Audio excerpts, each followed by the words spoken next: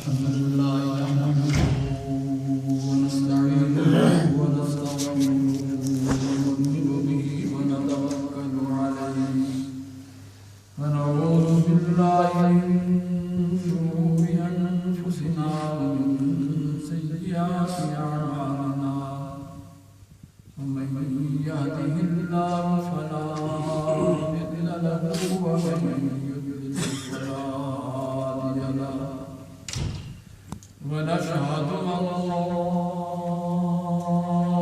إله إلا الله ونشهد أن سندنا وسيدنا وسندنا وحبيبنا وولينا وولينا وحكيمنا وطبيبنا وطبيب قلوبنا وملجأنا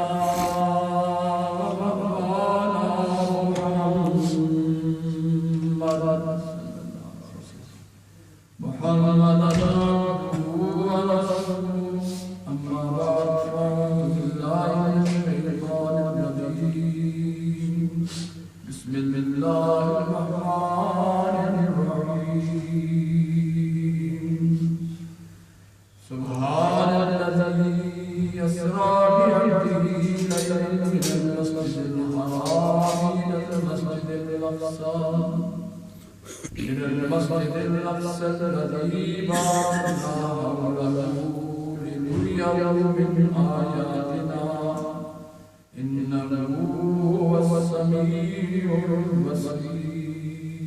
البصير وقال الله تعالى إن الله اشترى من المؤمنين أنفسهم وأموالهم بأن لهم الجنة رب اشرح لي صدري ويسر لي أمري واحلل عقدة من لساني يفقهوا قولي إن الله وملائكته يصلون على النبي يا أيها الذين آمنوا صلوا عليه وسلموا تسليما اللهم صل على سيدنا ومولانا محمد وعلى آل سيدنا ومولانا محمد وبارك وسلم اللهم بارك على محمد وعلى آل محمد كما باركت على إبراهيم وعلى آل إبراهيم إنك حميد مجيد سبق ملا ہے معراج مصطفیٰ سے مجھے سبق ملا ہے معراج مصطفیٰ سے مجھے کہ عالم بشریت کی عزت میں ہے گردوں بزرگوں دوستوں بھائیوں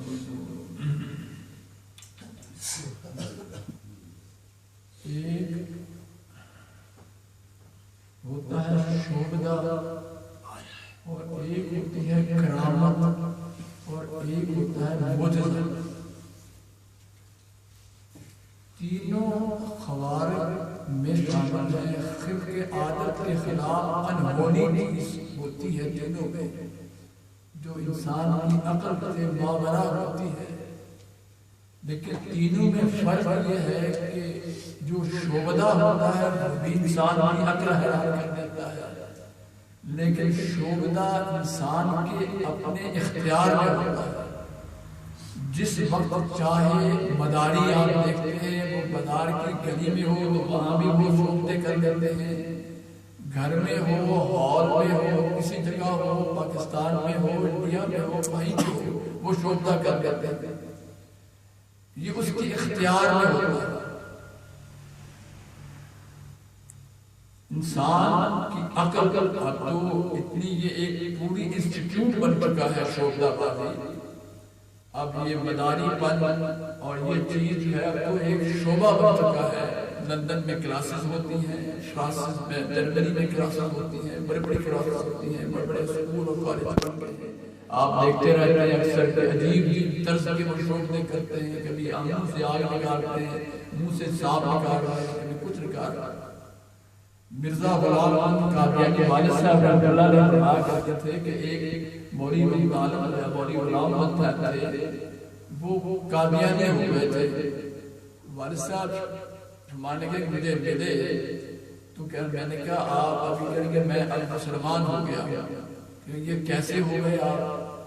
تو اس مولوی صاحب نے کہا کہ میں مرزا غلام احمد قادیانی کے علم کی وجہ سے اور اس کی فصاحت اور بلاغت اور علم کی وجہ سے میں اس کے ساتھ ہو گیا تھا۔ ایک دن ہم بیٹھے ہوئے تھے چبارے پر، نیچے ایک شوردہ باز آیا، مداری آیا تماشا کرنے والا۔ اس نے کہا حضرت اگر کہیں تو میں فن کا اظہار کروں۔ تو مولوی صاحب کہتے ہیں کہ مرزا صاحب اور ہم سب اوپر دیکھ رہے تھے، بلکہ ان کی بیویاں بھی علیحدہ دیکھ رہی تھیں۔ وہ نیچے اس نے زمین پر مٹی ڈالی اور اس پہ گندم ڈالی، گندم ڈالنے کے بعد کچھ پڑتا رہا، ایسے ہاتھ مارتا رہا، گندم سے اگنا شروع ہو گئی۔ آنکھوں کے سامنے اس کو سٹے لگے، سٹے لگنے کے بعد اس میں گندم پیدا ہوئی، دانے پیدا ہوئے، پھر وہ گندم سوکھ کر پھر اس نے وہ گندم کے سٹے کاٹ کر کڑک نکال کر پلیٹ پہ رکھ کر مرزا غلام قادیانی صاحب کو پیش کی۔ مرزا صاحب حیران ہوئے، یہ تو کمال ہے، آنکھوں کے سامنے ابھی گندم ڈالی اور سٹے بھی بن گئے اور یہ سامنے پیش کیا۔ وہ مولوی غلام صاحب کہتے ہیں، والد صاحب کو کہنے لگے کہ اتنے میں مرزا غلام قادیانی نے مجھے بتایا، انہوں نے کہا مولوی صاحب اس مداری کو پیسے اسے دے کر جتنے بھی پیسے مانگنے دے دو اور اس سے یہ فن سیکھ لو، کبھی کام ہمیں آئے گا۔ اللہ کا نبی یہ نبی کہہ رہا ہے کہ ہمیں یہ فن جو ہے ٹیکنیک یہ کام آئے گی جب، اور یہ پیسے دے کر سیکھ لو۔ تو وہ مولوی صاحب کہتے ہیں کہ جب مرزا صاحب نے یہ بات کہی تو مجھے فوراً میری اسٹرائک ہو، اللہ کا نبی ہو اور جگلر قسم کے لوگ اور مداریوں سے فن سیکھنے کی فکر پڑی ہوئی ہے، متاثر ہو رہا ہے۔ اللہ کے نبی کے پاس تو اپنے موضوع بڑے ہوتے ہیں۔ اس دن کے بعد میرا دل اکتا گیا اور میں توبہ طائب ہو کر کے دوبارہ مسلمان ہو گیا۔ یہ اس قسم کے بھی شعبے بتائے جاتے ہیں، لیکن وہ اس کے اپنے ہاتھ میں ہوتے ہیں جب چاہے بتائے، اسے شعبہ کہتے ہیں۔ اگر کسی قسم کی کوئی چیز اللہ کے نیک بندے اور اللہ کے ولی کے ہاتھ میں ہو جائے، آئے اس کے ہاتھ سے سامنے آئے ظاہر ہو، اسے کرامت کہا جائے۔ یہ اللہ کے ولی کی کرامت ہے، نیک آدمی کی کرامت ہے، کسی بزرگ کی کرامت ہے۔ اس طرح اس کو عربی میں خوارق کہتے ہیں، یعنی عجیب چیز جو انسان کے بس کی نہیں ہے وہ ہو جائے۔ یہی چیز اگر اللہ کے پیغمبر کے ہاتھ سے آ جائے اسے معجزہ کہتے ہیں، اسے معجزہ کہتے ہیں، اور وہ کرامت سے بہت بڑھ کر ہوتی ہے۔ نہ کرامت کسی ولی کے ہاتھ میں ہوتی ہے، نہ معجزہ کسی نبی کے ہاتھ میں ہوتا ہے۔ یہ دونوں چیزیں اللہ کے ہاتھ میں ہوتی ہیں۔ اللہ جب چاہتے ہیں اپنے نبی اور اپنے رسول اور پیغمبر کے ہاتھ میں معجزہ دکھا دیتے ہیں، نہیں چاہتے تو نہیں دکھاتے۔ ولی کو بھی اللہ چاہتے ہیں تو دکھا دیتے ہیں، نہیں چاہتے تو نہیں دکھاتے۔ تو یہ اللہ تبارک و تعالیٰ کی عادت شریفہ ہے کہ اکثر پہلے دور میں بھی نیچری قسم کے لوگ، عقیدہ پہلے بھی تھا اس دور میں بھی، اور آج تو بہت ہی یہ ایڈوانس ہو گیا ہے نیچری عقیدہ جو ہے۔ اب کمیونزم کا تو عقیدہ ہی نیچر پر ہے کہ یہ پوری کائنات جو ہے وہ نیچر پر چل رہی ہے، یہ فطرت پر چل رہی ہے، بنانے والا اس کا کوئی نہیں ہے۔ یہ نیچری عقیدہ ہے، کمیونزم کا عقیدہ ہے، اور بھی بہت سارے ایسے لوگ ہیں جن کا عقیدہ ہے، اور آج کل اس کی بہت وہ ٹیلی ویژن پر کمپیوٹر وغیرہ پر بڑی تحقیق ہوتی ہے کہ یہ نیچر کا معاملہ ہے، ایسے خدا کو ہم نے خدا بنا لیا ہے، خدا کوئی چیز نہیں ہے۔ یہ جس طرح بگ بینگ کا عقیدہ ہے کہ ایک بگ بینگ ہوا، یہ ایک دھماکہ تھا، جس طرح یہ کہتے ہیں کہ نیچری لوگ کہتے ہیں کہ ایک سائنسدان کہتے ہیں کہ ایک دھماکہ ہوا ہے اور دھماکے میں آ کر پوری کائنات، جسے بگ بینگ کہتے ہیں، کہ اس پوری کائنات وجود میں آ گیا، درخت لگ گئے، پہاڑ بن گئے، پانی بن گیا، ایک دھماکے کی شکل میں ہوا۔ یہ نیچر کے حساب سے ہوا ہے، بنانے والا اس کا کوئی نہیں ہے۔ تو اللہ تبارک و تعالیٰ کبھی لا آف نیچر کے خلاف بھی کام کرتے ہیں، لا آف نیچر کے خلاف کر کے دنیا کو بتاتے ہیں کہ بنانے والا کوئی ہے۔ چھری کا کام کاٹنا ہے، وہ کسی ولی کے ہاتھ میں آئے تب بھی کاٹے گی، پیغمبر کے ہاتھ میں آئے تب بھی کاٹے گی، گناہگار کے ہاتھ میں آئے ہمارے سے بھی کاٹے گی۔ اس کا کام کاٹنا ہے، اس کی لا آف نیچر ہے، اس کا کاٹنا ہے۔ اللہ تبارک و تعالیٰ کبھی لا آف نیچر کے خلاف کر کے انسان کے عقیدے کو بتاتے ہیں۔ چھری کا کام کاٹنا تھا، لیکن جب اللہ کے پیغمبر ابراہیم کے ہاتھ میں آتی ہے، بیٹے کے گلے پر وہ پھیر پھیر کے تھک جاتا ہے، لیکن وہاں چلتی نہیں، وہ چھری کاٹتی نہیں ہے۔ اللہ قیامت تک آنے والے لوگوں کو بتاتے ہیں کہ لا آف نیچر تو یہی تھا کہ اسے کاٹنا ہے، لیکن جب ہم چاہتے ہیں تو لا آف نیچر کے خلاف ہو جاتا ہے۔ چھری کٹ نہیں سکتی جب تک ہمارا حکم نہ ہو۔ یہ کر کے بتا رہے ہیں۔ آگ کا کام جلانا ہے۔ آپ کوئی بزرگ ہاتھ ڈالے تب بھی، نمازی ہاتھ ڈالے تب بھی، گناہگار ہاتھ ڈالے تب بھی، حاجی ہاتھ ڈالے تب بھی وہ جلائے گی، اسے کام جلانا ہے، اس کی نیچر میں ہے جلانا ہے۔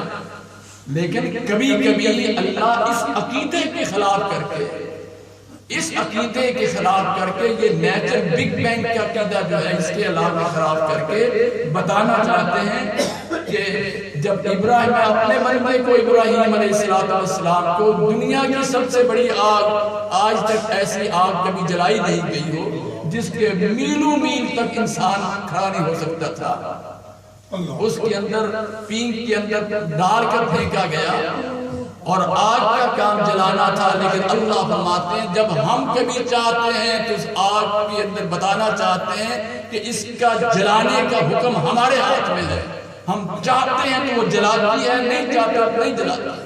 اب یہ نیچر ہے جو ہم لوگ کہتے ہیں کہ یہ لا آف نیچر ہے کہ ساری فطرت کے مطابق چل رہا ہے، تو یہ نیچر کا کام تو جلانا تھا۔ یہ کون سی طاقت ہے جو ابراہیم علیہ السلام کو جلانے نہیں دے رہی؟ یہ بتانا چاہتے ہیں اللہ تبارک و تعالیٰ قیامت تک آنے والی نسلوں کو کہ لا آف نیچر کے خلاف ہم کر کے بتاتے ہیں۔ پانی کا کام ڈبو دینا ہے، اس میں ہاتھی بھی ڈوب جاتا ہے، پانی کی لہریں آتی ہیں، آتے نہیں ہیں، جہاز ڈوب جاتے ہیں، ہاتھی کے جہاز ڈوب جاتا ہے، وہ نمازی بھی ڈوبتا ہے، ولی بھی ڈوبتا ہے، گناہگار بھی ڈوب جاتا ہے۔ پانی کا کام ڈبونا ہے، وہ ڈوب جاتے ہیں، اس کے لہر کے اندر آ کر ڈوب جاتا ہے۔ لیکن اللہ تبارک و تعالیٰ جب چاہتے ہیں تو لا آف نیچر کے خلاف کر دیتے ہیں۔ وہی پانی موسیٰ گزرتا ہے، اس کی امت گزرتی ہے تو پار ہو جاتی ہے، اسی پانی میں فرعون جاتا ہے تو غرق کرتے ہیں۔ بتاتے ہیں اللہ تعالیٰ بتانا چاہتے ہیں، اس ذہن کو ٹھیک کرنا چاہتے ہیں، اس دماغ کو ٹھیک کرنا چاہتے ہیں کہ لوگوں تم نے جو بگ بینگ کا عقیدہ بنا رکھا ہے اور تم نے جو نیچر کا عقیدہ بنا رکھا ہے، یہ نیچر نہیں، یہ نظام قدرت ہے، اللہ چلا رہا ہے۔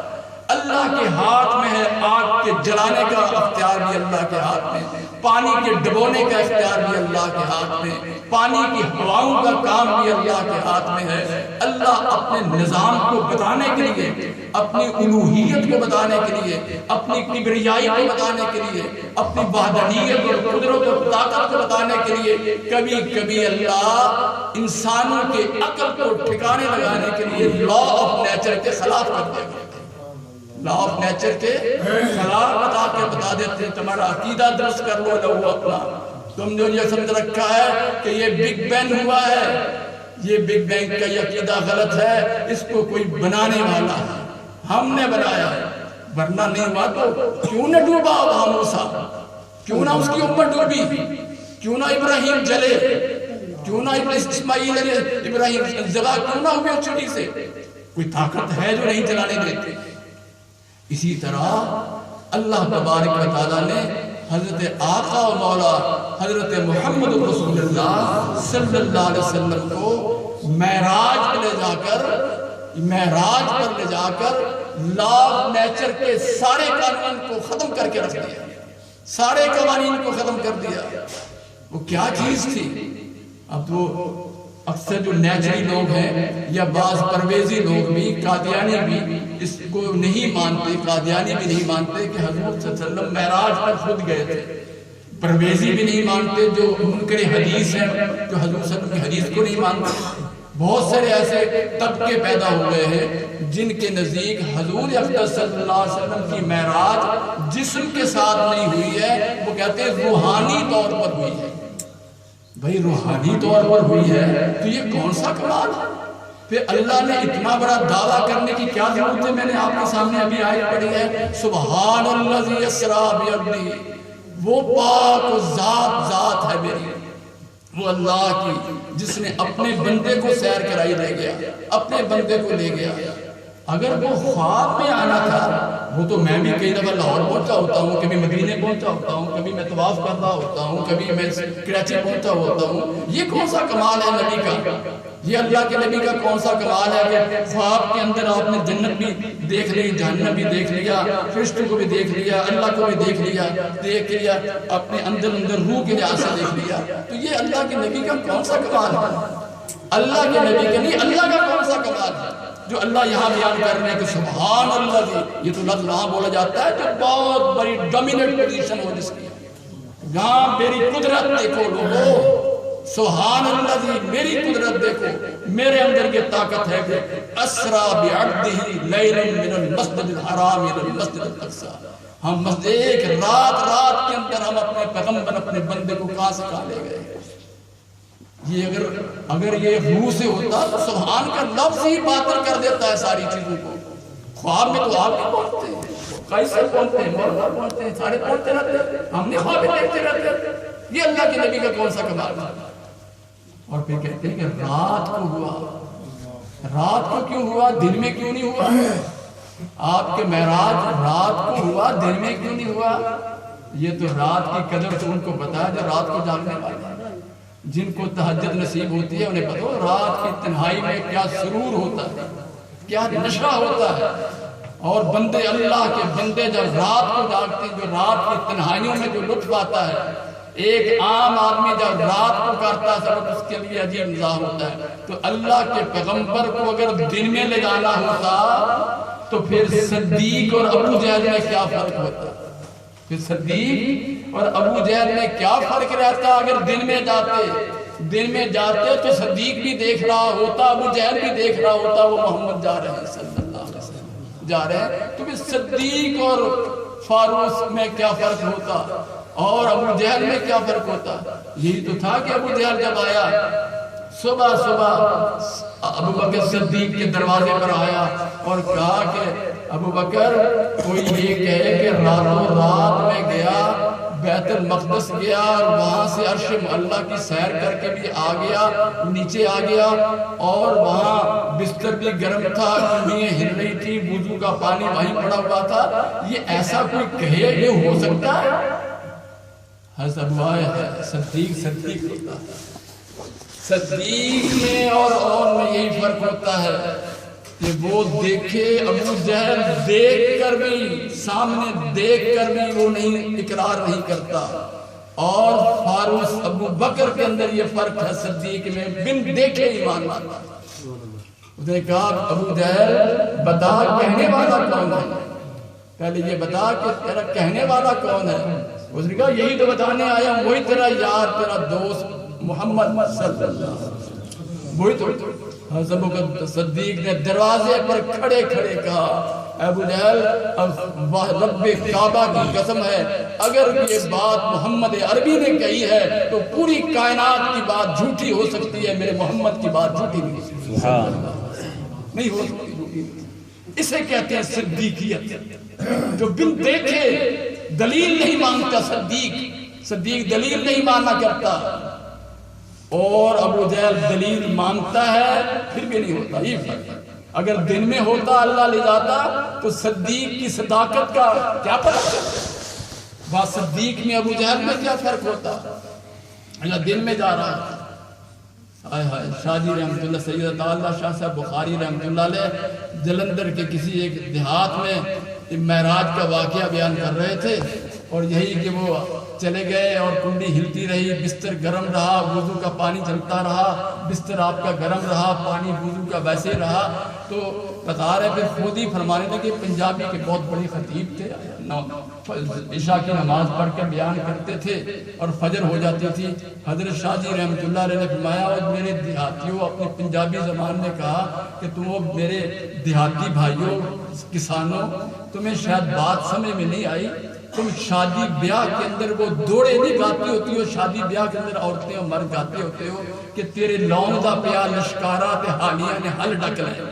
یہ ایک گانا یہ شادیوں میں گایا جاتا ہے، دوڑے گائے جاتے ہیں، عورتیں گاتی ہیں کہ تیرے لون دا پیا لشکارا تے حالیاں نے حل ڈک لے، کہ میری محبوبہ کے لون کا جب لشکارا جو ہے وہ میری آنکھوں میں پڑا اور عاشق کی آنکھوں میں پڑا، تو جہاں حل چلا رہا تھا وہیں منہ کھلا کا کھلا رہ گیا، آنکھیں کھلی کی کھلی رہ گئی، حل وہیں کھڑا کا کھڑا رہ گیا جب میرے محبوب کے لون کا لشکارا پڑا. وہ گاتے ہوتے تو نہیں. اور اسی طرح جب میرے محمد عربی صلی اللہ علیہ وسلم کے نور نبوت کا جب لشکارا پوری کائنات میں پڑا، اللہ نے گھڑیوں کی سوئیوں کو جامد کر دیا، پانی کو جامد کر دیا، ہواؤں کو جامد کر دیا، بستروں کو، حرارت کو، پوری کائنات کی سوئیاں رک گئی، وہاں کے وہاں رکا دیا. اب جب تک میرا محمد واپس نہیں آتا پوری کائنات کا نظام اسی طرح کھڑا کرتے ہیں. اگر تیرے لون کے لشکارے سے تیری آنکھیں کھلی رہ سکتی ہیں، تیرا حل کھلا رہ اسی طرح رکھ سکتا ہے، تیرا منہ کھلا کا کھلا رہ سکتا ہے، تو میرے محمد رسول اللہ کی نور نبوت کے لشکارے سے پوری کائنات کو اللہ نے جامد کر دیا. کہتے ہیں کہ سائنٹسٹ کہتے ہیں کہ یہ کیسے ہو سکتا ہے، یہ جو نیچری لوگ ہیں، جو قادیانی بھی کہتے ہیں، پرویزی بھی کہتے ہیں اور نیچری کہتے ہیں کہ یہ ہو نہیں سکتا کہ سائنسدان کو سائنٹسٹ کہتے ہیں کہ اوپر جانے کے لیے کئی زون ہیں، ایک فروزن زون ہے، تو محمد فروزن زون سے کیسے گزرے؟ وہاں تو کوئی چیز جائے تو وہاں برف بن جاتا ہے، وہاں تو برف بن جاتا ہے. اس کے آگے پھر فائر زون آتا ہے، سائنٹسٹ کہتے ہیں کہ فائر زون آتا ہے، وہ اتنا سورج کی تپش وہاں اتنی زیادہ ہے کہ وہاں تو ہزاروں میل دور بھی آدمی گزر نہیں سکتی کوئی چیز، وہاں جلا کے رکھ دیتی ہے. وہ فائر زون ہے، آگ ہی آگ ہے، وہاں آگ ہی آگ ہے، پورے زون کے اندر آگ ہے. اور نیچے جو ہے وہ فروزن زون ہے، وہاں ہر چیز فریز ہو جاتی ہے. تو تمہارا محمد کیسے گزر گیا وہاں؟ یہاں سے فروزن زون میں فریز بھی نہیں ہوا، اور وہاں آگے فائر زون تھا، فائر زون سے کیسے گزرا؟ جا کر پھر آگے عرش بالا جاتا ہے. یہ جتنے زون تھے یہاں کیسے گزر گیا؟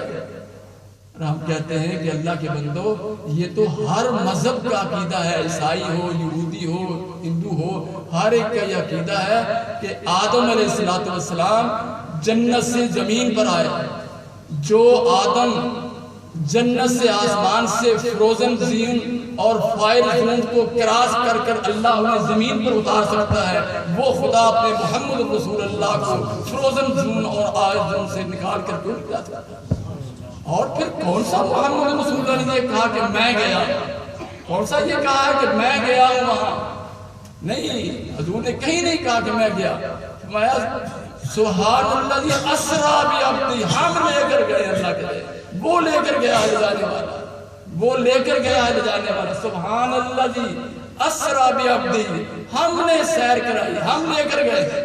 بزرگوں دوستو، جو فائر بنانے والا ہے، فائر زون بنانے والا ہے، جو فروزن زون جو بنانے والا ہے، اس کے تو دنیا میں بھی یہ کہہ کر بتا دیا کہ یہ آگ ہمارے اختیار میں ہے، پانی ہمارے اختیار میں، چڑیوں کے کاٹنے ہمارے اختیار میں، جما دینا ہمارے اختیار میں، فروزن زون ہمارے اختیار میں، فائر زون ہمارے اختیار میں ہے. جب چاہتے جو بنانے والا ہے زونوں کو، وہ کہہ رہا ہے سبحان اللہ اسرا بعبدہ، ہم لے کر گئے، ہم لے کر گئے. جو وہ لے جانے والا اتنا طاقتور ہے، اس پہ تو سبحان کے لفظ سے ہی اعتراض ہو جاتا ہے. اور دوسری بات کیا کہ ختم کرتا ہوں، وقت ہو گیا. یہاں میں نے آیت پڑھی ہے ان اللہ اشترا، آخری بات ہے کہ ان اللہ اشترا للمؤمنین، اللہ فرماتے ہیں کہ ہم نے مومن کے جان کو اور مال کو انفسہم و اموالہم بان لہم الجنہ، ہم نے جنت کے بدلے میں تمہارے مال، مومن کے مال اور جان جو ہے اب ہم نے خرید لی ہے۔ کس کے بدلے میں؟ جنت کے بدلے میں خرید لی ہے ہم نے۔ اب یہ تمہاری جان ہمارے اختیار میں ہے، جس طرح ہم چاہیں گے ویسے چلے گزرے گے۔ تمہارا مال ہم نے خریدا ہوا جنت کے بدلے میں۔ اللہ فرماتے ہیں تمہارا مال ہماری مرضی کے مطابق چلے گا تب جنت ملے گی۔ اگر ہماری مرضی کے خلاف تمہارا مال لاہو لابو عیش و عشرت میں گزرا اور ہماری مرضی کے خلاف بولا، پھر تمہارا ڈھانا جنت نہیں ہے۔ تو اس لیے تو ہم نے وعدہ کیا تمہارا انا لہم الجنہ، مال اور اس کا ہم نے سودا کر لیا ہے۔ اللہ فرماتے ہیں لیکن بڑا عجیب سودا ہے۔ آپ پرانے حضرات بھی بیٹھے ہوئے ہیں، دیہاتوں کے اندر بھی سودے ہوتے ہیں، آج بھی سودے ہوتے ہیں۔ شریعت کے اندر بھی جب تک مال دیکھا نہ جائے، مال دیکھا نہ جائے سودا نہیں ہوتا۔ شریعت میں بھی منع ہے یہ مال کسی آپ کی بات کہتے ہیں۔ آخر یہ کہنا کہ مال جب تک کہ دیکھا نہ جائے، چیز مال دیکھا ہی نہیں میں نے اور سودا ہو گیا، یہ کیسے ہو سکتا ہے؟ یہ بیع شریعت کے اندر علماء بیٹھے ہیں، شریعت میں ہی یہ منع ہے، یہ حرام ہو جاتی ہے بیع۔ یہ کیسی خرید و فروخت ہے؟ ہم نے جنت دیکھی بھی نہیں، ہم نے جنت دیکھی بھی نہیں اور اللہ نے ہماری جان اور مال کا سودا بھی کر دیا۔ یہ عجیب سودا ہے۔